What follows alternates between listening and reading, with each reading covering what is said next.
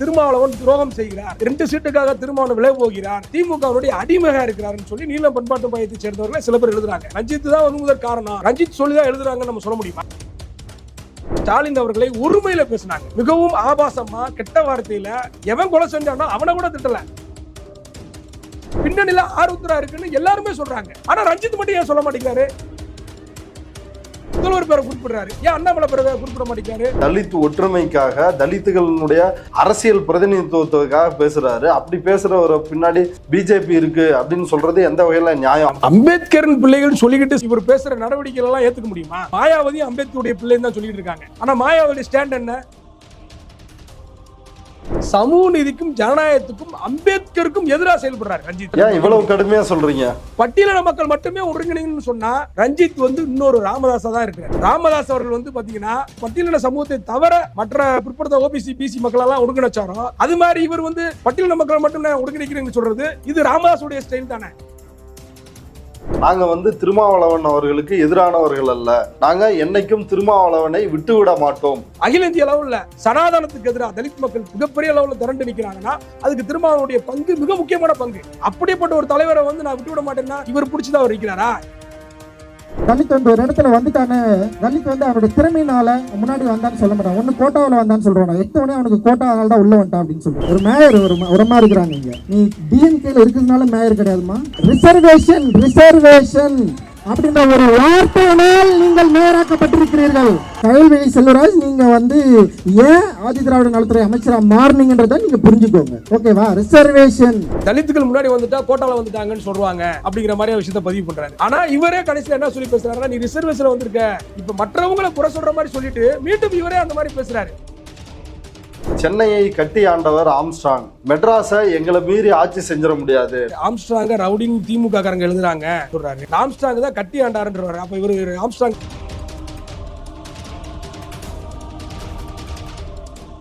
Tribes பார்வையாளர்களுக்கு வணக்கம். பகுஜன் சமாஜ் கட்சியின் தலைவர் ஆம்ஸ்ட்ராங் படுகொலைக்கு பிறகு அதற்கு நீதி கேட்டு பல்வேறு அமைப்புகள் ஆளும் திமுக அரசுக்கு எதிராகவும் காவல்துறைக்கு எதிராகவும் போராட்டங்களை நடத்தி வருகிறார்கள். உண்மை குற்றவாளிகளை கண்டறிய வேண்டும் என்ற கோரிக்கைகளை முன்னிறுத்தி வருகிறார்கள். அந்த வகையில் நேற்று சென்னையில் நீலம் பண்பாட்டு மையம் உள்ளிட்ட பல்வேறு அமைப்புகள் அதனுடைய தலைவர்கள் ஒன்று சேர்ந்து ஒரு மிகப்பெரிய பேரணியை நடத்தியுள்ளார்கள். அந்த பேரணியின் இறுதியில் நடந்த பொதுக்கூட்டத்தில் இயக்குனர் ப. ரஞ்சித் பேசிய கருத்துக்கள் பல்வேறு விவாதத்தை ஏற்படுத்தியுள்ளது. இந்த சூழலில் இது குறித்து நம்மிடையே விவாதிப்பதற்காக தமிழ் புலிகள் கட்சியின் மாநில செய்தி தொடர்பாளர் தோழர் முத்துக்குமார் அவர்கள் இணைந்துள்ளார். வாருங்கள், அவரோடு விவாதிக்கலாம். தோழர் வணக்கம். வணக்கம். தோழர், நேற்று ரஞ்சித் பேசினதை பார்த்திருப்பீங்க. ரஞ்சித் பல்வேறு கருத்துக்களை வந்து முன்வைத்திருக்கிறார். திமுக அரசு இந்த படுகொலையில், ஆம்ஸ்ட்ராங் படுகொலையில் உண்மையான குற்றவாளிகளை தேடி கண்டுபிடிக்கணும். அவர் வந்து பௌத்த இந்து மதத்திலிருந்து பௌத்த மதமாற்றத்தை வலியுறுத்தினார், அதற்காக இயங்கினார், பலரையும் பௌத்த மதத்திற்கு மாற்றினார், அதற்காக கூட அவர் கொல்லப்பட்டிருக்கலாம் அப்படின்ற ஒரு சந்தேகத்தை எழுப்பி இருக்கிறார். இந்த சந்தேகத்தை நீங்க எப்படி பாக்குறீங்க? அதாவது முதல்ல ஆம்ஸ்ட்ராங் படுகொலை என்பது வந்து கண்டிக்கத்தக்கது. அது வந்து கண்டனத்துக்குரியது அப்படிங்கிறதுல நமக்கு தமிழ் புலிகளுக்கு எந்த மாற்று கருத்தும் இல்லை. அதே சமயத்தில் வந்து பார்த்தீங்கன்னா ஆம்ஸ்ட்ராங் படுகொலையில் குற்றவாளிகள் 2 மணி நேரத்தில் பிடிபட்டார்கள், 2 மணி நேரத்தில் கைது செய்யப்பட்டாங்க. 2 மணி நேரத்தில் கைது செய்யப்பட்டு மட்டும் இல்லாமல் அந்த குற்றவாளிகள் எங்கேருந்து எப்படி ஆயுதங்களை எடுத்துகிட்டு வந்தாங்க, எப்படி படுகொலை செஞ்சாங்க, அந்த படுகொலை காட்சிகளெல்லாம் வெளிப்படையாகவே காவல்துறை வந்து பார்த்தீங்கன்னா இணையதளங்களை வெளியிட்டாங்க. இது மட்டும் இல்லாமல் அந்த குற்றத்தில் ஈடுபட்ட முதன்மையாக இருந்து மூளையாக செயல்பட்ட அங்கே ஆற்றலாக பணி செஞ்சு இந்த கொலைக்கு முதன்மை குற்றவாளியாக இருந்த திருவேங்கடம் என்கவுண்டர் செய்யப்பட்டிருக்கிறார். இன்னும் அதுக்கு முன்னாடி வந்து பார்த்தீங்கன்னா இந்த படுகொலை நடந்த உடனே இந்த படுகொலையில யார் தொடர்பு இருக்குன்றதெல்லாம் வெளிப்படையா ஒரு 2 மணி நேரம் 3 மணி நேரத்துல செய்திகள் உலா வந்துருச்சு. முழுக்க இதுக்கு பின்னணியில் இருக்கு ஆருத்ரா பத்தின தொடர்பு இருக்கு, அதனுடைய கூட்டுக்காரர்களுக்கெல்லாம் பங்கு இருக்குன்ற மாதிரி எல்லாருமே செய்தியாச்சு. அப்ப அதுக்கு பின்னணியில வந்து பாத்தீங்கன்னா அது சொல்வது போலவே ஆருத்ரா பங்களிப்புல இருக்கு மாதிரி அண்ணாமலை, இன்னும் சொல்ல போனா ரெட்டி உள்ளிட்ட பல பேர் மீதும் குற்றச்சாட்டுகள் அந்த நேரத்தில் எழுப்பப்பட்டுச்சு. ஆனா ரஞ்சித் போன்ற நபர்கள் தொடக்கத்திலிருந்து இப்ப வரை, நேற்று நடந்த அந்த பொதுக்கூட்டம் வரை திமுக மீது மட்டுமே குற்றம் சாட்டி கொண்டிருக்கிறார்கள். நேற்று கூட அந்த பொதுக்கூட்டத்தில் அவர் பேசும்போது எந்த இடத்துலையும் ஆருத்ரா பத்தி பேசவே இல்லை, அண்ணாமலை பத்தி பேசவே இல்லை. அந்த அஞ்சலை கைது செய்யப்பட்டிருக்காரு, அதை பத்தி பேசவே இல்லை. மலர்கொடி என்கிற அதிமுக காரர் கைது செய்யப்பட்டிருக்காங்க, அதை பத்தி பேசல. இன்னொரு கவுன்சிலர் ஹரிசுதன் சொல்லக்கூடிய கவுன்சிலர், அதிமுக கவுன்சிலர் கைது செய்யப்பட்டிருக்காரு, அதை பத்தி பேசவே இல்லை. முழுக்க முழுக்க ரஞ்சித்துக்கு திமுக மீது இருக்கக்கூடிய வன்மத்தை தான் கக்கியிருக்காரோ தவிர ஏதோ படுகொலையவே திமுக தான் செய்தது போல் அவருடைய ஸ்பீச் தொடக்கத்துல இருந்தே இல்ல. அவர் திமுக வழக்கறிஞர் அருள் இதுல கைது செய்யப்பட்டிருக்கிறார், அதையும் கூட அவர் குறிப்பிட்டு பேசலையே. குறிப்பிட்டு பேசல. அதான் சொல்றோம்ல, அவருக்கு முழுக்க முழுக்க திமுக மீது நம்ம என்ன கேட்கிறோம்னா, ஏன் இவ்வளவு வன்மத்தோட பேசுறாரு அப்படிங்கிறது நமக்கு தெரியல. தெரியலன்றதை விட அவருக்கு ஒரு பின்னணி இருக்குன்றதை நம்ம பாக்குறோம். அவருக்கு ஒரு உள்நோக்கம் இருக்குன்றது தான் நம்ம வெளிப்படையா சொல்ல வரோம். இல்ல, அவர் ஒரு ஆதங்கத்தை வெளிப்படையா சொல்லி இருக்கிறாரு. ஆம்ஸ்ட்ராங் படுகொலையான உடனே ஆம்ஸ்ட்ராங்கை முதலில் ரவுடி என்று பாஜகவினர் எழுதினாங்க. அதற்கு அடுத்து திமுகவினர் தான், குறிப்பா திமுக ஐடி விங் தான் அவரை ஒரு ரவுடின்னு எழுதுறாங்க. அப்போ ஒடுக்கப்பட்ட மக்களுக்காக போராடுபவர்கள் ரவுடினா நாங்க எல்லாரும் ரவுடி தான் அப்படின்ற ஒரு கருத்தை வைக்கிறாரு. இது சினிமால பேசுறதுக்கு வேணா நல்லா இருக்கும் டைலாக். இந்த டைலாக் எல்லாம் சினிமால அவர் பேச வேண்டிய டைலாக், அல்லது ரஜினிகாந்த் போன்ற நடிகர்களை வைத்து பேச வைக்கிறதுக்கு சரியா இருக்கும். ஆனா என்ன உண்மை நிலவரம் என்னங்கிறது இப்பதான் பாத்தீங்கன்னா காவல்துறை கொஞ்சம் கொஞ்சமாக அதை வெளியிட்டு இருக்காங்க. நடந்தது என்ன, ஆம்ஸ்ட்ராங் விஷயத்துல என்ன நடந்திருக்கு, எத்தனை கோடி பரிமாறப்பட்டது, இப்ப செல்போன் கண்டுபிடிக்கிற பார்த்தீங்கன்னா மிக கடுமையா கூவாற்றுக்குள்ள இறங்கி காவல்துறையினர் பாத்தீங்கன்னா அந்த செல்போன் கண்டுபிடிக்கிறது உட்பட்ட பல விஷயங்களை அவங்க ஆய்வு பண்ணி எல்லாத்தையுமே எடுத்துக்கிட்டு இருக்காங்க. நான் என்ன சொல்றேன்னா, அதை முன்னாடி நம்ம பேசினதான், முழுக்க முழுக்க ரஞ்சித் அவசர கொடுக்கையா இருக்காரு. இதுல அண்ணன் திருமாவளவன் அவர்கள் மிக தெளிவாக அவரும் முதலில் என்ன சொன்னாருன்னா, உண்மை குற்றவாளிகள் கைது செய்யப்படணும்னு சொன்னார். ரஞ்சித்தும் உண்மை குற்றவாளிகள் கைது செய்யப்படணும்னு சொன்னாரு. ஆனா கைது செய்தவர்கள் உண்மை குற்றவாளிகள் தான். அது வீடியோ ஆதாரத்தோட வெளியிட்டாங்க. யார் யாருக்கு பங்கு இருக்கு, யார் யார் என்ன செஞ்சாங்கன்றது முதல் வெளியிட்டாங்க. ஆனா ரஞ்சித் சினிமா மாதிரி இங்க பேசிக்கிட்டு இருக்காரு. அது சினிமா மாதிரி பேசுறது மட்டும் இல்லாம இவருக்கு ஸ்கிரிப்ட் யார் எழுதி கொடுத்தா? இப்ப நம்ம என்ன கேட்கிறோம்னா, இப்ப பாத்தீங்கன்னா எது எடுத்தாலும் இப்ப நிறைய பல ஆண்டுகளாவே திமுக மீது பழி சுமத்துற மாதிரியான வேலைகள் இங்க நடந்துகிட்டு இருக்கு. தமிழ்நாட்டுக்கு குறிப்பா அவர் வச்சிருக்கிற விமர்சனம், ஆம்ஸ்ட்ராங்குக்கு ஒரு இடம் தரல, சென்னைக்கு உள்ளேயே அவரை அடக்கம் செய்வதற்கு இடம் தரல அப்படின்றது ஒரு நியாயமான குற்றச்சாட்டு தானே? அந்த குற்றச்சாட்டு இவர் அந்த வார்த்தையை பயன்படுத்தினாரு. அதே சமயத்துல ஆம்ஸ்ட்ராங்குக்காக வாதாடிய வழக்கறிஞர் என்ன சொன்னாருன்னா, நீதிமன்றத்துல நடந்த விஷயத்த வெளியே பத்திரிகையாளர் மத்தியில் சொல்லும் போது அரசு நல்ல ஒத்துழைப்பு கொடுத்தாங்கன்னு சொன்னாங்க. அதே மாதிரி இப்ப அவங்க கேட்கக்கூடிய இடம் ரொம்ப குறுகலான இடம்.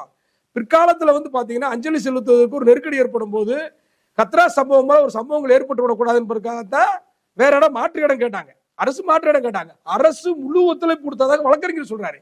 இவர் வெளியே இருந்துகிட்டு வன்மத்தோட பேசுறாரு. முழுக்க முழுக்க திமுக மீது ஒரு வன்மத்தோட பேசுறாரு. அதை நம்ம என்ன சொல்றோம்னா, திமுகவை சேர்ந்த ஐடி விங்கு சேர்ந்தவர்கள் தான் இப்படி ஆம்ஸ்ட்ராங் அவர்களை ரவுடின்னு எழுதுறதா இவர் ஒரு குற்றச்சாட்டை வைக்கிறாரு. நம்ம என்ன கேட்கிறோம்னா, திமுகவில் சில பேர் இருப்பாங்க, சில பேர் எழுதுவாங்க. முதல்வர் ஸ்டாலின் அவர்களை பற்றி அந்த ஆம்ஸ்ட்ராங் அவர்கள் இறந்த போது நீலம் பண்பாட்டு மையத்தை சேர்ந்தவர்கள் சிலருடைய தூண்டுதலின் பேர்ல கூட முழுக்க முழுக்க பாத்தீங்கன்னா ஸ்டாலின் அவர்களை ஒருமையில பேசினாங்க. மிகவும் ஆபாசமா கெட்ட வார்த்தையில அங்க இருக்கக்கூடிய அந்த ஆம்ஸ்ட்ராங் படுகொலையில் அந்த படுகொலை நடந்த இடத்துல இருந்தக்கூடிய பாத்தீங்கன்னா முழுக்க முழுக்க முதல்வர் மீது தான் திட்டி பேசினாங்க. எவன் கொலை செஞ்சானோ அவனை கூட திட்டல, முழுக்க முழுக்க முதல்வரை தான் திட்டினாங்க. அப்ப இதுக்கெல்லாம் பின்னணியில ரஞ்சித் இருக்காரு நம்ம எடுத்துக்க முடியுமா? இதுக்கு பின்னணியில நீல பண்பாட்டு மையம் இருக்குன்னு எடுத்துக்க முடியுமா? அது மட்டும் இல்லாம இன்னைக்கு பாத்தீங்கன்னா திருமாவளவன் துரோகம் செய்கிறார், 2 சீட்டுக்காக திருமாவளவன் விலை போகிறார், திருமாவளவன் திமுகவுடைய அடிமையா இருக்கிறாருன்னு சொல்லி நீலம் பண்பாட்டு மையத்தை சேர்ந்தவர்களை சில பேர் எழுதுறாங்க. இதுக்கு ரஞ்சித் தான் காரணம், முழு காரணம். ரஞ்சித் தான் முழு முதற் காரணம். ரஞ்சித் சொல்லிதான் எழுதுறாங்கன்னு நம்ம சொல்ல முடியுமா?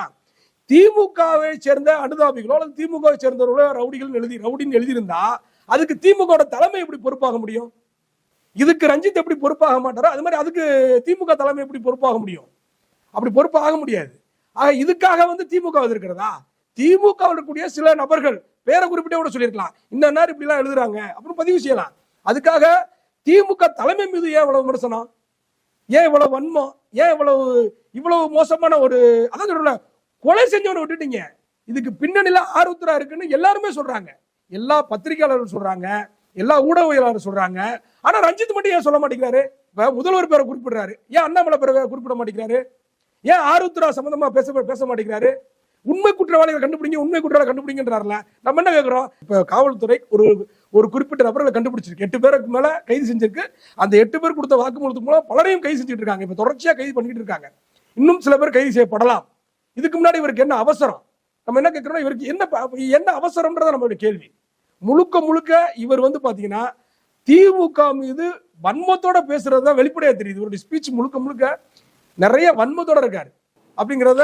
அது அவரு காரணங்களை சொல்றாரு. அதுக்கான காரணங்களை என்ன காரணம் சொல்றாரு? என்ன காரணம் சொல்றாரு? நீதி கட்சி காலத்துல இருந்தே அநீதி நடக்குது. அயோத்திதாசர் ஒரு சிறப்பான நெரேட்டிவை உருவாக்கி கொடுத்தாரு. அந்த மாதிரி ஒரு நெரேட்டிவை வேற யார் உருவாக்குனாங்க? MC ராஜாவுக்கு அநீதி நடந்தது. MC ராஜா அங்கிருந்து நீதி கட்சியில இருந்து வெளியே வந்தாரு. இப்படி அந்த காலத்துல இருந்தே அநீதி நடக்குதுன்னு அடுக்கடுக்கான குற்றச்சாட்டுகளை வைத்திருக்கிறாரு. அதாவது நாங்க உங்களை தான் நம்பி ஓட்டு போடுறோம், நீங்க அநீதி இழைக்கிறீங்க அப்படின்றாரு. அதான் சொல்றேன், அரசியல்ல இவர் வந்து பாத்தீங்கன்னா ரஞ்சித் வந்து ஒரு கத்துக்குட்டி தான், ஒரு குழந்தை தான். நாம அப்படித்தான் பார்க்க வேண்டியது இருக்கு. என்னன்னு கேட்டீங்கன்னா, நீதி கட்சியினுடைய வரலாற்றை முதல்ல இவர் படிக்கணும். நீதி கட்சி பட்டியலின மக்களுக்காக என்னெல்லாம் செஞ்சிருக்கு. இப்ப கல்லூரிகள்லயும் பள்ளிகளையும் பட்டியலின மாணவர்களை சேர்க்கணும் அப்படின்ற ஜீவோ போட்டது யாரு? அந்த மாணவர்கள் தங்கி படிப்பதற்கு இலவச விடுதி கட்டி கொடுத்தது யாரு? அதுக்கு ஜீவோ போட்டது யாரு? தனியார் பள்ளிகள்ல பட்டியல மாணவர்களை சேர்க்கலைன்னா அதுக்கு அரசு நிதி உதவி வழங்குவதை மறுத்துருவோம், தரமாட்டோம் அப்படின்னு சொல்லி அறிவிச்சது யாரு? இதெல்லாம் நீதி கட்சி அரசாங்கம் செஞ்சதுதான். பனகல அரசர் நடேசன் இவங்களுடைய ஆட்சியா இருக்கும் போதுதான் நடந்ததுதான் இதெல்லாம். ஆக முதல்ல இவர் வந்து பாத்தீங்கன்னா வரலாறை தெரிஞ்சுக்கணும், முதல்ல வரலாறை படிக்கணும். சும்மா அந்த அவருக்கு நான் வெளிப்படையாக சொல்றேன், அவர் பின்னணியில் இந்த ஸ்டாலின் ராஜாங்கம், இந்த மரியா லாரன்ஸ் போன்ற சில அறிவுக்குடிகள், அதாவது நாங்க பார்ப்பனோட உயர்ந்தவரும் சொல்லி பூணூல் போடுவோம்னு சொல்லி சில அறிவுக்குடிகள் எல்லாம் கூட வந்துக்கிட்டு ரஞ்சித் போன்ற நபர்களை, விவரம் தெரியாத ரஞ்சித்தை, அரசியல் விவரம் தெரியாத ரஞ்சித்தை போட்டு குழப்பிக்கிட்டு இருக்காங்க.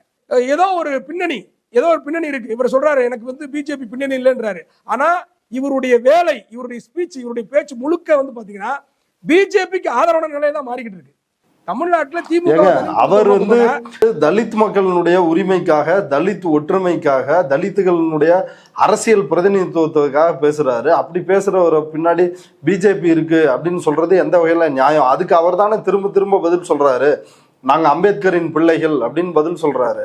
அம்பேத்கரின் பிள்ளைகள் சொல்லிக்கிட்டு இவர் பேசுற நடவடிக்கைகள் எல்லாம் ஏத்துக்க முடியுமா?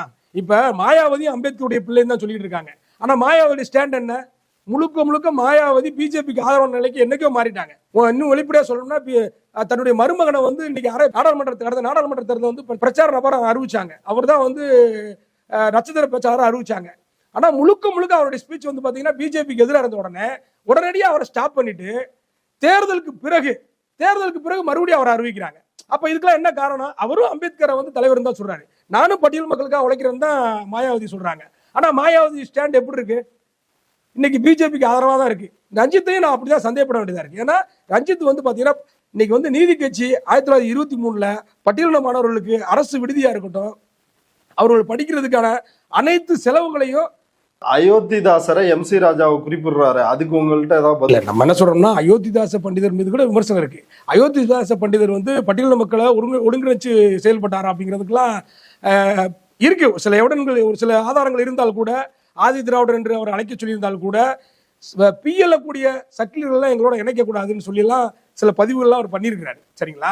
MC ராஜா பத்தி அவர் பதிவு பண்ணிக்கும் போது MC ராஜா பத்தி படிக்கணும். MC ராஜா அம்பேத்கருக்கு எதிராக இருந்தவர். பூனா ஒப்பந்தத்துல கையெழுத்து போடும்போது அம்பேத்கருக்கு நெருக்கடி கொடுத்தவர் அவர் தான். காங்கிரஸோட இருந்துகிட்டு முழுக்க ரஞ்சித் என்ன சொல்றாருன்னா, நீதி கட்சிகளை வந்து இருக்க முடியாம தான் அவருடைய கோரிக்கை நீங்க நிறைவேற்றாம தான் அவர் வெளியே போனாருன்னு சொல்றாங்க. அதான் முதல்ல ரஞ்சித் வந்து அரசியலை படிக்கணும். MC ராஜா ஏன் வெளியே போனாரு? அம்பேத்கருக்கு எதிராக MC ராஜா என்ன செஞ்சாரு? சரிங்களா? இன்னைக்கு தனித்தொகுதியை பத்தி பேசுறாருல்ல ரஞ்சித், இந்த தனித்தொகுதி கேட்டு அம்பேத்கர் அவர்கள் போராடிய போது அதற்கு எதிராக இருந்தவர் தான் MC ராஜா. ஆதாரத்தோட சொல்ல முடியும். MC ராஜா அவர்களை பத்தி முதல்ல ரஞ்சித் படிக்கணும். சும்மா ஒரு MC ராஜா பத்தி தெரிஞ்ச மாதிரியும் அயோத்தாச பண்டிதரை பத்தி தெரிஞ்ச மாதிரியும் அறகுறையா படிச்சுட்டு இந்த ஸ்டாலின் ராஜாங்கம் போன்ற மரியா லாரன்ஸ் போன்றவர்களை கையில வச்சுக்கிட்டு எதையாவது எழுதி கொடுக்கறத பேசிக்கிட்டு இருக்க கூடாது. சரிங்களா? உண்மை வரலாறு படிக்கணும். அம்பேத்கருக்கு எதிராக இருந்தவர் தான் MC ராஜா. இது ரஞ்சித்துக்கு தெரியுமா தெரியாதா? ஒரு பக்கம் அம்பேத்கரையும் தூக்கி பிடிக்கிறது, ஒரு பக்கம் MC ராஜாவையும் தூக்கி பிடிக்கிறது. இது என்ன மாதிரியான போக்கு? அடுத்ததாக VCK தலைவர் திருமாவளவன் அவர் வந்து நேற்று முன்தினம் ஒரு வீடியோ வெளியிடுறாரு. கூலி வாங்கி கொண்டு சமூக ஊடகத்தில் ஆம்ஸ்ட்ராங் படுகொலையை ஒரு திமுகவுக்கு எதிராக, VCKவுக்கு எதிராக திருப்பி, இன்னும் சொல்ல போனால் VCK மீது அவதூறு செய்யறாங்க, திமுக மேல செய்யப்படுகின்ற அவதூறை திமுக டீல் பண்ணிக்குவாங்க. ஆனா நம்ம தோழர்கள் யாரும் இது போன்ற கூட்டங்கள்ல கலந்துக்க கூடாது. நீங்க விசிக சார்பில் தனி கூட்டங்களை வேணா அவருக்காக நினைவேந்தல் கூட்டங்களை நடத்துங்க அப்படின்னு சொல்லிருக்கிறாரு. அதற்கும் பா ரஞ்சித் வந்து தன்னுடைய உரையில் பதில் சொல்லிருக்கிறாரு. ஆமா, இது காசு கொடுத்த கூட்டமான்னு கேட்கிறாரு. இது காசு கொடுத்து சேர்ந்த கூட்டமான்னு கேட்கிறாரு. அதாவது பாத்தீங்கன்னா ரஞ்சித் வந்து பாத்தீங்கன்னா முழுக்க திருமாவளவன் அவர்கள் வந்து ஏதோ விசிகாவுக்கும் திமுகவுக்கும் எதிராக அவர் கொண்டு போறாருன்னு சொல்றது நான் ஏத்துக்கிறேன். அதே சமயம் சமூக நீதிக்கும் ஜனநாயகத்துக்கும் அம்பேத்கருக்கும் எதிராக செயல்படுறாரு ரஞ்சித். ஏன் இவ்வளவு கடுமையா சொல்றீங்க? ஆமா, அம்பேத்கருக்கு எதிராக தான் அவர் செயல்படுறாரு, அம்பேத்கரியத்துக்கு எதிராக தான் அவர் செயல்படுறாரு. இங்க முதல்ல வந்து பாத்தீங்கன்னா முழுக்க இவர் வந்து பட்டியல் சாதி மக்கள் ஒன்று சேரணும், தலித்துகள் ஒன்று சேரணும், தலித்துகள் மட்டுமே ஒருங்கிணைக்கணும், இந்த 7 தொகுதியில் நம்மளே நிக்கணும், நம்மளே வந்து வெற்றி பெறணும் அப்படின்னு சொல்லி பேசிக்கிட்டு இருக்காரு. முதல்ல வந்து பாத்தீங்கன்னா நம்மளே ஓட்டு போட்டு நம்மளே ஜெயிச்சிருக்க. பிற்படுத்தப்பட்ட மக்களுடைய பங்களிப்பு இல்லாமல் நாம் வெற்றி பெற முடியாது. பிற்படுத்தப்பட்ட மக்களும் பட்டியல மக்களும் இணைஞ்சுதான் வந்து பாத்தீங்கன்னா சாதி ஒழிப்பு இங்க சாத்தியமா இருக்கும். இப்ப பட்டியலின மக்கள் மட்டுமே ஒருங்கிணைங்கன்னு சொன்னா ரஞ்சித் வந்து இன்னொரு ராமதாஸா தான் இருக்கிறாரு. இப்ப எப்படி ராமதாஸ் அவர்கள் வந்து பாத்தீங்கன்னா பட்டியலின சமூகத்தை தவிர மற்ற பிற்படுத்த ஓபிசி பிசி மக்கள் எல்லாம் ஒருங்கிணைச்சாரோ அது மாதிரி இவர் வந்து பட்டியலின மக்கள் மட்டும் ஒருங்கிணைக்கிறேன்னு சொல்றது இது ராமதாஸுடைய ஸ்டைல் தானே, இது ராமதாஸுடைய போக்கு தானே. இது எப்படி அம்பேத்கரியமாகும்? இது எப்படி சமூக நீதி ஆகும்? இது எப்படி ஜனநாயகமாகும்? அப்ப இவருடைய நிலைப்பாடே தவறு. இவர் வந்து பாத்தீங்கன்னா இங்க அதாவது 1990க்கு முன்னாடி பேசின அரசியல பேர் ரஞ்சித் பேசிக்கிட்டு இருக்காரு. இதெல்லாம் 90க்கு முன்னாடி பேசின விஷயம். தலித்துகள் ஒன்று சேரணும். இன்னைக்கு தலித்துகள் ஒன்று சேர்ந்து இன்னைக்கு சனாதனத்துக்கு எதிரான ஒரு அரசியல் குரலாக மாறி இருக்கிறோம். இன்னும் சொல்ல போனா பிற்படுத்தப்பட்ட மக்களை இணைச்சுதான் இங்க அரசியல் களத்தில் நிக்கணும்னு சொல்லி இன்னைக்கு திருமாவளவன் உள்ளிட்ட நாகை திருவள்ளுவர் உள்ளிட்ட பல தலைவர்கள் வந்து பாத்தீங்கன்னா பிற்படுத்தப்பட்ட மக்களோட இணைப்பை ஏற்படுத்தி இன்னைக்கு களத்துல கலைஞ்சிட்டு இருக்கும் போது இவர் தலித்துகள் ஒன்று சேரணும்னு ஒரு சாதி இறுக்கத்தை ஏற்படுத்தும் விதமாக, குறிப்பா சொல்ல போனா சனாதனிகளுக்கு ஆதரவாக, RSSக்கு ஆதரவாக இவருடைய செயல்பாடு யாருக்கு ஆதரவா போகும்னா சனாதனவாதிகளுக்கு தான் ஆதரவா போகும், RSSக்கு தான் ஆதரவா போகும். இல்ல இன்னொரு கருத்து அங்க பதிவு பண்றாரு. இவர் நம்மளால துண்டு துண்டா பிரிச்சுட்டாங்கன்றாரு. யார் துண்டு துண்டா பிரிச்சா? இன்னைக்கு பட்டியலின மக்கள் எல்லாம் 2000க்கு முன்னாடி ஒற்றுமையா இருந்தவங்க தனித்தனி இயக்கமா மாறுவதற்கு காரணம் யாரு? RSS தான் காரணம். பின்னணியில் எங்க பிஜேபி தான் காரணம். ஒவ்வொரு சாதியும் தனித்தனியா நீ உயர்ந்த சாதி, நீ ஆதிக்க சாதி, நீ வந்து சோழ பரம்பரை, நீ பாண்டிய பரம்பரை அப்படின்னு சொல்லி ஒவ்வொரு சாதியும் தனித்தனி கூறுகளா பிரிச்சது யாரு? இப்ப இவர் கூட இருக்கிற நபர்களே அறிவுக்குடின்னு சொல்லி பூணூல் போட வச்சது யாரு? ஆளுநர் RN ரவியை கூட்டு வச்சு பூணூல் போட்டது யாரு? இவர் பின்னணியில் இருக்கவங்க தான். இவர் ஸ்டாலின் ராஜாங்கம்லாம் இவர் கூட தானே இருக்காரு. அவரெல்லாம் அதை பூணூல் போட விஷயத்தை ஆதரிச்சவர் தானே. அப்ப இந்த மாதிரி அறிவுக்குடின்னு ஒரு குடியை உருவாக்குறது, அங்கிட்டு வந்து பாத்தீங்கன்னா நீ உயர்ந்தவன், நீ பட்டியலே இருக்க வேணாம், நீ வெளியேறணும் அப்படின்னு சொல்லி ஒரு இந்த தனித்தனி டீமை இந்த அரசியல் தலித் தலைவர்கள்ட்ட இப்படி பிரிவினை உருவாக்குனது யாரு? RSS தான். ஏன் இது ரஞ்சித்துக்கு தெரியாதா? நீங்க செய்யக்கூடிய வேலை யாருக்கு பயன்பட போகுது? இது ராமதாஸ் போல, ராமதாஸ் எப்படி பட்டியலின மக்களை விட்டுட்டு பிற பிற்படுத்தப்பட்ட மக்களை ஒன்றிணைக்கின்ற நோக்கத்தோடு செயல்பட்டு இன்னைக்கு தனித்தனி அவர் ஒருங்கிணைச்சிருக்கிற தலைவர்கள் எல்லாம் பாத்தீங்கன்னா குட்டி தலைவர்கள் ஆகி திராவிட இயக்கங்களை, பெரியாரை, அம்பேத்கரை, இங்க இருக்கக்கூடிய கலைஞர் அவர்களை அனைவரையுமே இன்னைக்கு எதிர்க்கக்கூடிய நபர்களா குட்டி தலைவர்களா மாறிட்டான். ராமதாஸ் எல்லாரும் வெளியேறிட்டான். ராமதாஸ் இருந்து வெளியேறி இன்னைக்கு அங்கங்க உட்காந்துட்டு திராவிட இயக்கங்களுக்கு எதிராக பேசிக்கிட்டு இருக்கான். இதுக்கு விதப்பட்டது யாரு? ராமதாஸ். ராமதாஸுக்கு ஸ்கிரிப்ட் எழுதி கொடுத்தது யாரு? RSS. அப்ப உங்களுக்கு யார் ஸ்கிரிப்ட் எழுதி கொடுக்குறா?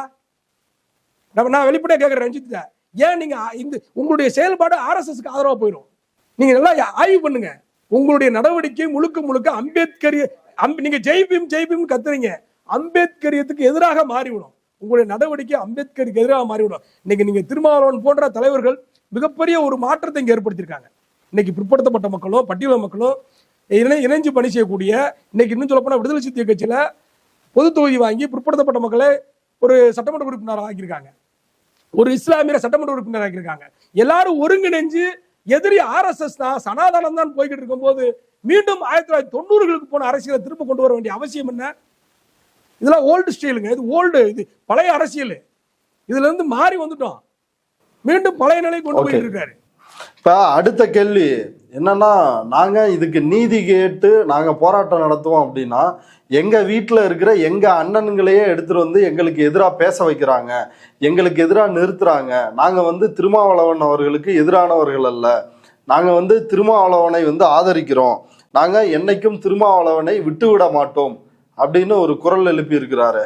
இவர் வந்து பாத்தீங்கன்னா அவர் வந்து திருமாவளவனுடைய அனுபவம் தான் இவருக்கு என்ன தெரியும். அவருடைய அனுபவம் என்பது, அவருடைய அரசியல் பக்குவம் என்பது, தலித் அரசியல். இன்னைக்கு இவர் பேசுறாரு இல்லையா, அந்த சுயசாதி பற்றோட தலித் பட்டியல் மட்டும் ஒன்று சேரணும்னு சொல்றாரு இல்லையா, இதையெல்லாம் மாற்றி இன்னைக்கு அதான் நான் சொல்றேன், பிற்படுத்தப்பட்ட மக்களையும் பட்டியல் மக்களும் ஒருங்கிணைக்கக்கூடிய ஒரு வேலையை செஞ்சவர் திருமாவளவன் தான். இன்னைக்கு அவங்கள பொது நீரோட்டத்தில் கலந்துக்க, தலித் மக்களை பொது நீரோட்டத்தில் கலந்துக்க வச்சவர் திருமாவளவன் தான். திருமாவளவன் அவர்கள் மீது பல்வேறு விமர்சனங்கள் நமக்கு இருக்கு.